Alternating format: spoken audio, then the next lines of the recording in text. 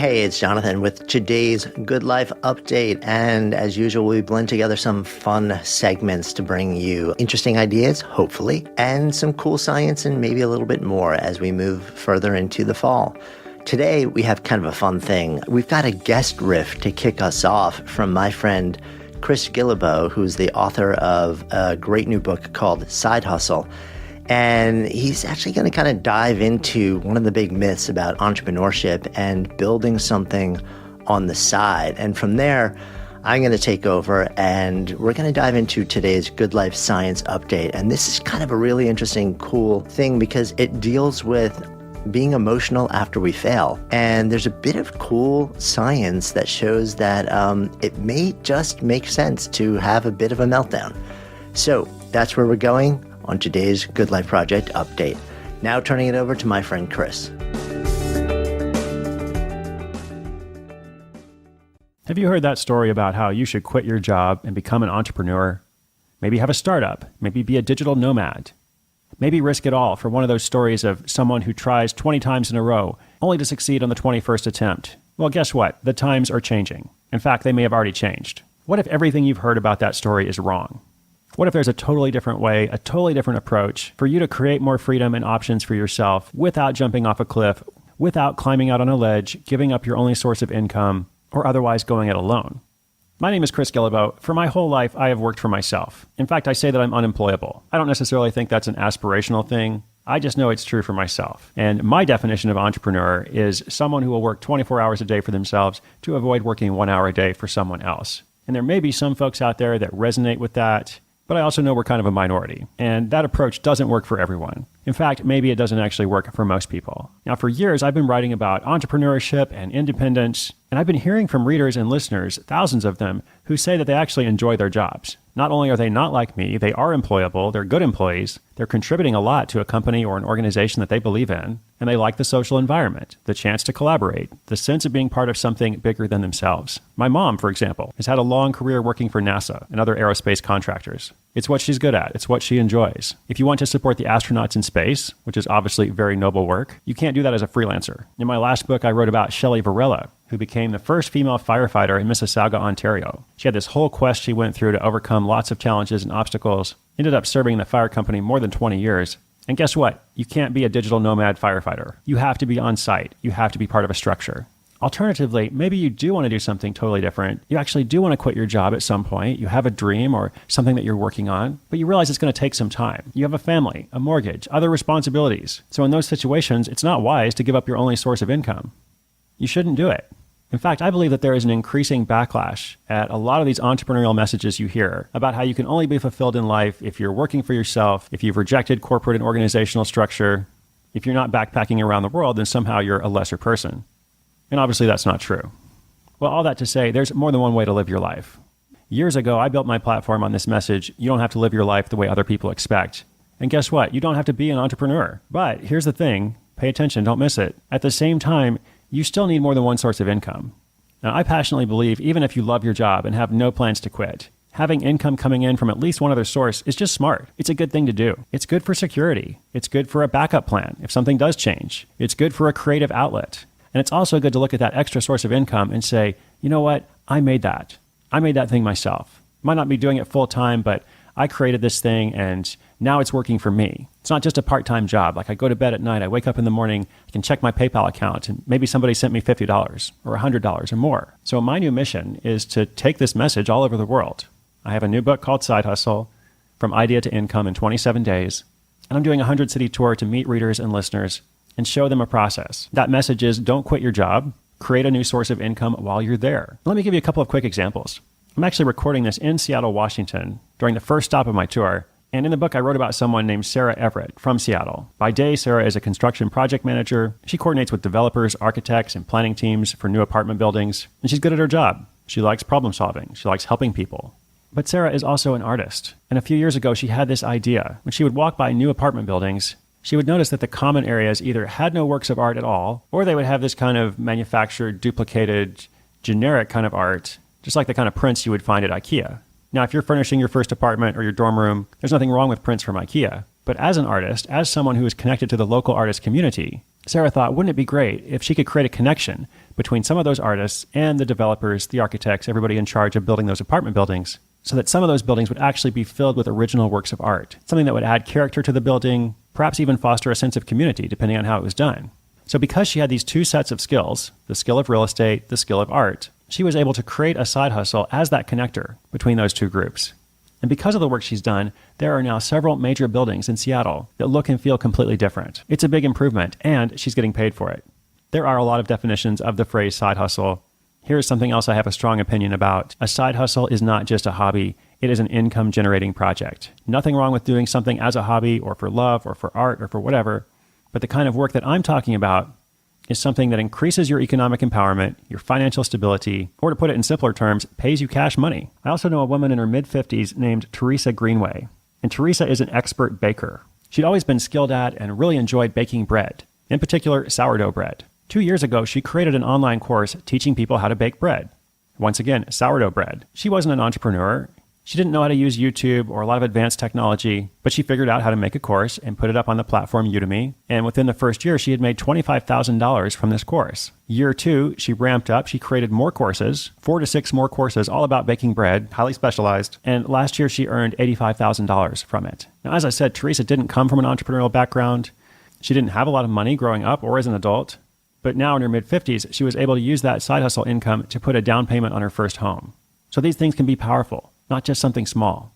Now, on my podcast, Side Hustle School, I share a different story each day of someone like this. 2 weeks ago, I featured a Target store manager who earns $45,000 a month from a blog he started in college, the same year he started working for Target. And yeah, if you're wondering, he's actually quitting that Target job soon. But it's also people who sell something on Etsy and earn an extra $500 or $1,000 a month. Whatever the amount is, like I said, it's empowering to see this money coming in from a different source, even if you love your job and have no plans to quit. So in the new book, Side Hustle, I've tried to provide a 27-day plan to help you learn where good side hustle ideas come from, to select the best idea for you right now, to develop a product or service, put it out into the world, and then regroup, all within this very short period of time using the skills you already have.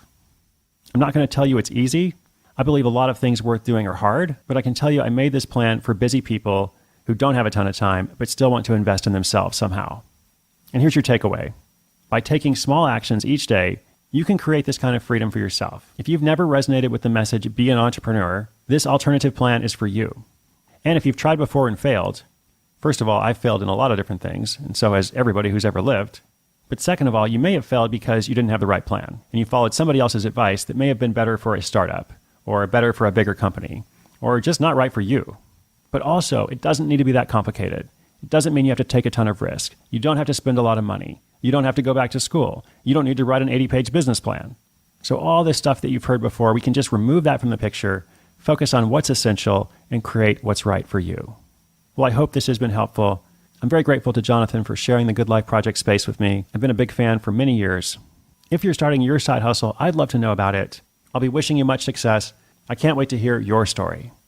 So thanks so much, Chris, for those thoughtful words. I know it's always so great to sort of explore different ways we can bring ideas into the world without necessarily leaving behind everything we've built, our career, our life, or having to commit to a full spectrum new entrepreneurial venture. We're diving into today's science update, where we're going to talk about how we deal with failures and whether it might be better to get emotional rather than stay rational. And we're back with today's Good Life Science update. So I always love sharing, sort of geeking out on the science that I find that in some way touches on how we deal with life and how we process what comes our way in life. And, well, I don't know if you've ever experienced this, but there's a little thing called failure that I have to admit I tend to knock up against on a pretty regular basis, if not every few minutes or so in my life. And I'm always kind of fascinated by how I actually deal with failure, how sometimes it completely knocks me to my knees or knocks me out, knocks me back. Sometimes I kind of move more gracefully through it. And I've always wondered, is there sort of a bigger approach or methodology to dealing with failure that is most constructive? Is there something that would let me move through this moment in time and be kind of better equipped to be able to handle it, to process it when it happens again? Because guaranteed it's going to happen again in my life, in your life, especially as somebody who's really on a bit of a quest to live a good life, because part of living a good life is living an engaged life. And that means that we don't run from opportunity. We don't run from uncertainty, the other side of which may be possibility. We look at it, we realize that we don't know if we're going to, succeed or fail, and we embrace it and we lean into it. And we hope for the best, we prepare for the best, but sometimes we don't get what we want. Sometimes we get knocked back. So I'm always fascinated when there's some sort of, academic or scientific information on the best way to deal with these moments. And that's what today's Science Update is about. It's about a study that was just published actually in September 2017. The study was done by Noel Nelson, Selin Malcock, and Baba Shiv of Stanford. And if you've ever heard me mention that last name, by the way, it's because he's a researcher whose work I've followed, and he's done some really fascinating work on working memory and willpower, and how slight increases in sort of cognitive load on working memory actually can tank your willpower in ways that we wouldn't think was possible. So this is based on a study called Emotions Know Best: The Advantage of Emotional versus Cognitive Responses to Failure. And here's what the researchers did. They took a group of students, as they always do, as a general rule, and they gave them a task to do. In this particular case, they asked them to research the cost of a blender online, and they told them that they wanted them to find the cheapest available price. And if they found that available price, they would win a certain amount of money. If they didn't, then they wouldn't. Unbeknownst to the students, the experiment was rigged. So at the end of it, they could go and search and come up with the best possible price. But then they were told at the end that the real lowest price for this was actually a couple dollars less than the price that they found. So what they were essentially doing was guaranteeing that these students would fail at the task that they were being given and not win both just the satisfaction of knowing that they had succeeded at it and also whatever the award was. But what was really interesting was how the participants in the study processed this failure and how it affected them when they tried to do something that was a similar task in the future. And what the researchers realized is we tend to default to one of two ways of processing failure. So one of them is to get, quote, cognitive, to really think this through, to get in our heads, well, okay, so, I did my best work, let me debrief, let me deconstruct, let me figure out what I could have done differently, and let me sort of rationalize and justify what I did do so that I can try and, come up with a linear, cognitive, sensible approach that'll let me do better in the future. The other approach to failure, and this was seen in some of the students as well, is getting emotional, getting annoyed, getting pissed off, getting frustrated, saying like, this sucks, and being really bothered and allowing yourself to feel the frustration, the upset of failing. And you might think of this and say, okay, so if I asked you, which reaction do you think would be most constructive to somebody's next attempt at doing something? A lot of the popular wisdom kind of says, well, don't get all emotional about it. Don't take it personal. Just look at what happened, extract the pure data from it, and then apply what you've learned forward. What the research found is that the opposite was actually true, that when you get emotional, when you allow yourself to, quote, feel the feels of failure, that when you do that, somehow it kind of lands in a way where when you're then faced with your next task, you end up actually investing more effort in doing a better job at that task.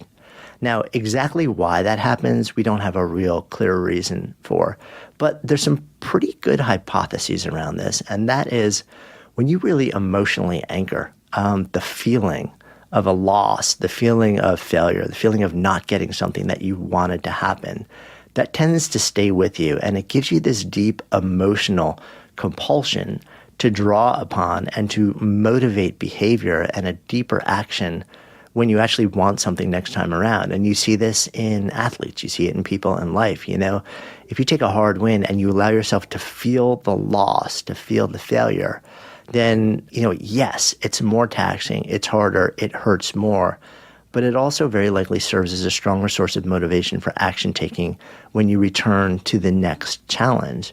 Whereas when you just kind of, when you cut off the feeling side of failure and you say, let me stay completely rational about this and just analyze it, we tend to default more towards justification.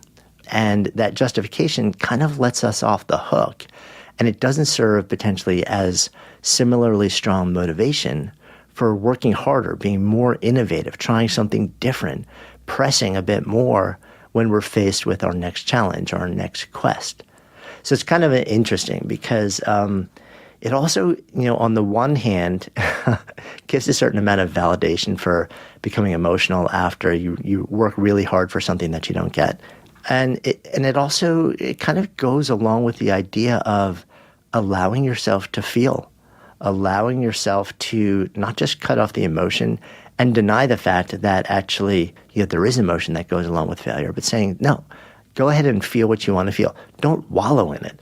Don't allow that to completely paralyze and destroy and demoralize you, but feel what you need to feel. Feel the fact that you didn't get what you wanted, and allow that emotion then to become a motivating force to come at the next challenge, the next quest or trial in a more meaningful, in a more effortful, in a more innovative or different or creative way.